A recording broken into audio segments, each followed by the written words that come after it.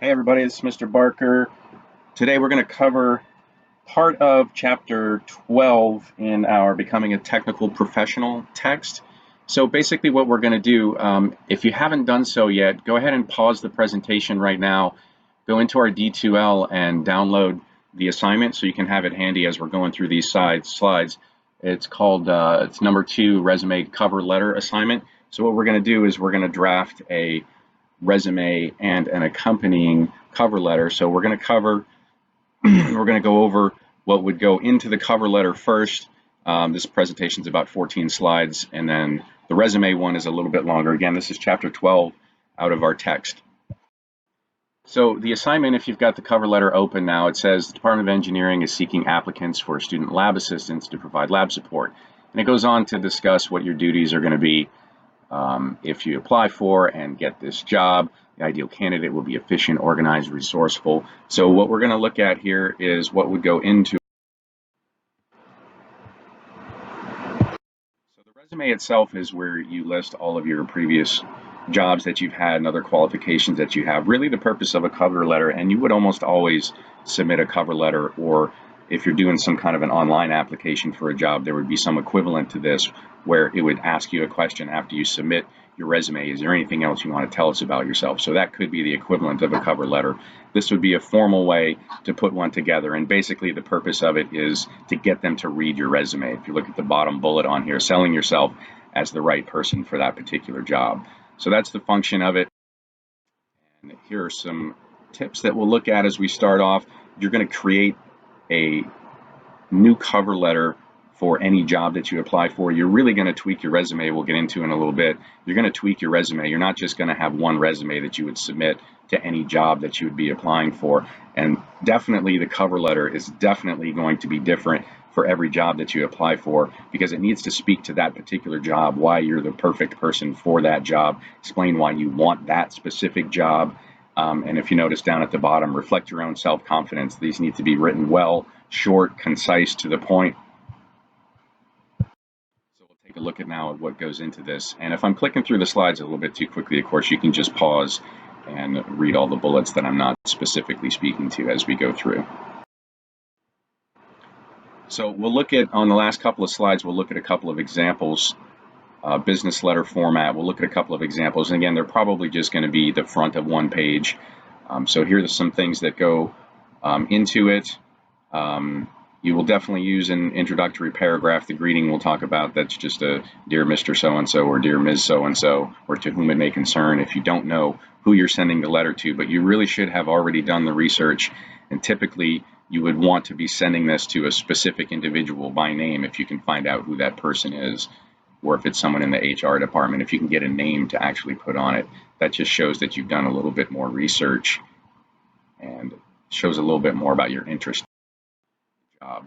So here's what it could look like. And again, I'm not going to spend a whole lot of time on the slides, and you can look at the example at the end that has all this information included in it. There's no specific format for this. There's a whole bunch of different formats that you could possibly use either for the cover letter or for your resume.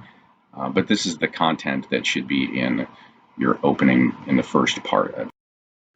So the first one is good to give specific details of any previous correspondence or conversations that you've had. So if you have spoken, or you know someone personally in the company, or you've already spoken with someone in HR, go ahead and reference that there. Again, it just lends itself a little bit more to, hey, you've done some research, you've done some background, and you're.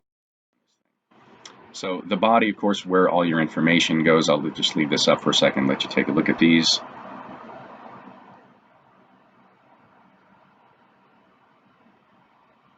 Describe your personal interest. Again, it seems like the second to last bullets on these slides are always good ones.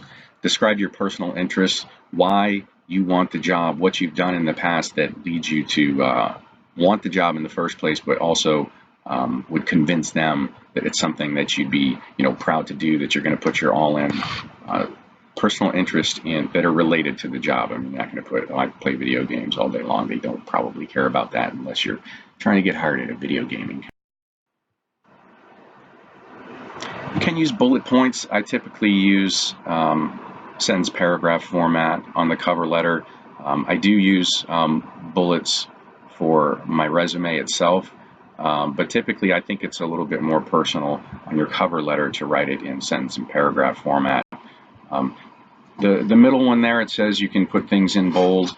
Don't get too crazy with the bold and italics and underline. It can be distracting at times if there's something that's super important that you want to put in bold or underline, for example, or italics probably more than underline. You can do that. Just don't get too crazy with the formatting. So the closing is essentially going to be maybe 2-3 sentences to wrap it up at the end. Indicating that, sincerely appreciate you considering me for this position and request an interview if that would be the appropriate next step.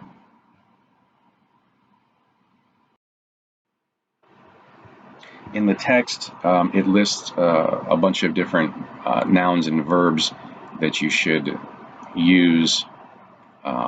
Powerful action verbs, and we'll see a list of nouns here on this second slide when you're talking about yourself. And use a thesaurus on the last bullet, but don't get too crazy with it. I don't know if you've seen that Friends episode where Joey tweaks his resume using a thesaurus and it comes out ridiculous. So don't use words that you don't know, but go ahead and use a thesaurus if you're not sure and you want to come up with a little bit better word that's more descriptive. So here's some words that you can use to describe yourself. Go ahead and pause here and take a look at these. High quality paper with a matching envelope if you're submitting it in an envelope. Normally you wouldn't. You would be handing it to someone in person because you don't want to have you don't want your resume and cover letter to be folded and mailed unless you need to. It's typically better to have decent quality paper and to be able to hand it to someone in person or send it in an envelope that wouldn't require you to fold it.